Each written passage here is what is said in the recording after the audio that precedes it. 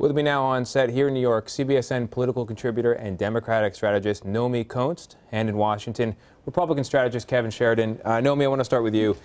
The Green Party is saying that they're not doing this to benefit any particular candidate, although if they find something, it would obviously benefit Hillary Clinton. What do you make of their argument?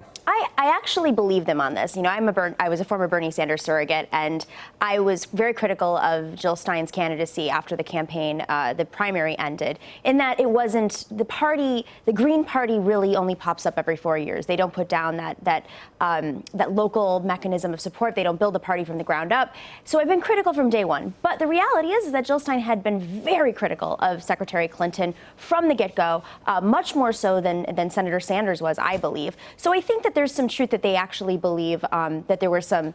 They have different goals. So you think they would have done this even if Hillary Clinton were president-elect? Yes. Really? But their end game, I don't know. I think they're trying to prove that they can receive some sort of federal funding.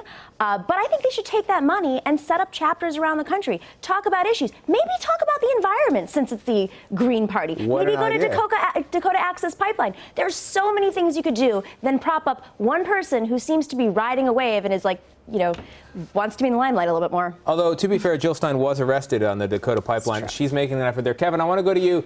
In a matter of days, Jill Stein has raised more than $5 million for this recount effort. Kind of a lot of money, right? What does that tell you about public reaction and also confidence in the results?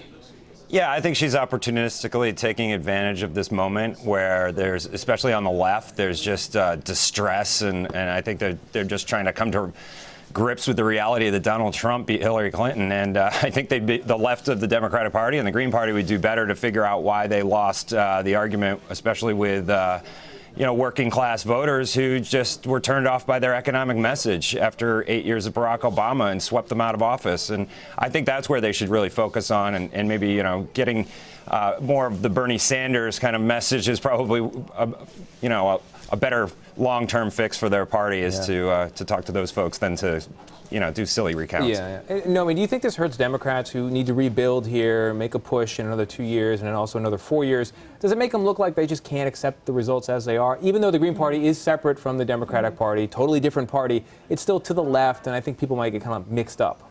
I don't think it's really going to make a difference at this point. I think the real fight right now is internally within the DNC, and that's a real significant, serious, important fight. What happens with the Green Party? They received 1% of the vote, 2% in some good states, but they're not a contingency of the Democratic Party. I think these are the folks who were probably independents, like Cornel West. He was never a Democrat. He decided to side with Jill Stein.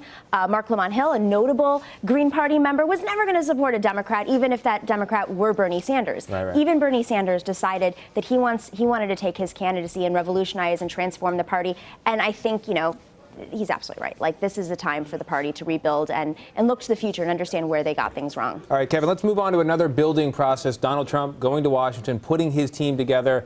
Big question about who he's going to name as Secretary of State. Kellyanne Conway, Trump advisor, on Twitter appeared to campaign against frontrunner Mitt Romney. What's going on here? Why is she doing that?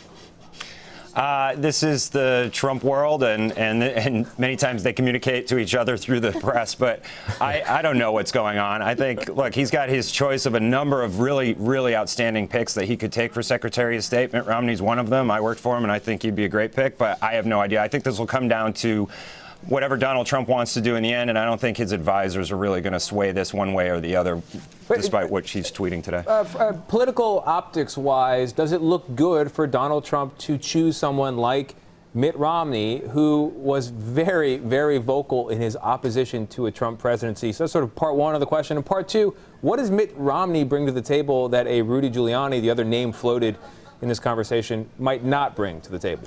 Well, just big picture, I think it's a really good sign for the party and the country that Donald Trump is talking to those people who are most critical of him during the primary and the general election, and that the party's coming back together and it's healing itself. And, if he doesn't rule anyone out, he has all the talent of the Republican Party. And outside of the Republican Party, he comes to office, with doing it his own way. And he literally can pick anyone he wants. I think Mitt Romney would be a great pick, but I think there's others. I think Mitt Romney was right about much of his criticism of Barack Obama in 2012, and he was right on Russia. He was right on the Middle East and our disengagement there, and warned against what would happen if we did that.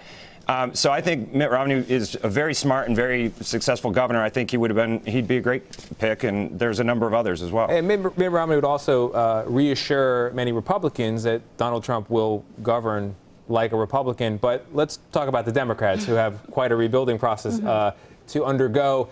They thought they were going to win 2.5 weeks ago, and they lost. And not only did they lose, but they lost control of Congress. Where do they go from here, Nomi?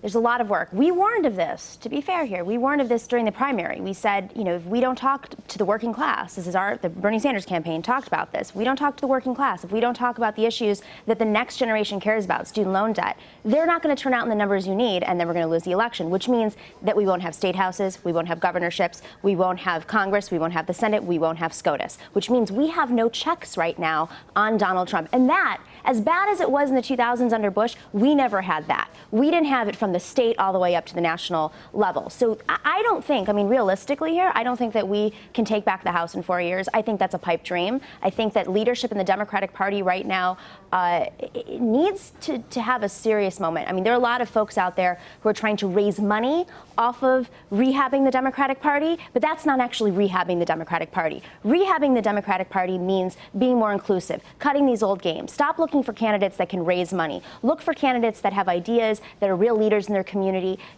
I think there's been an industrial complex in the Democratic Party. It's been very hard to get around, and there's just so many folks that need to go.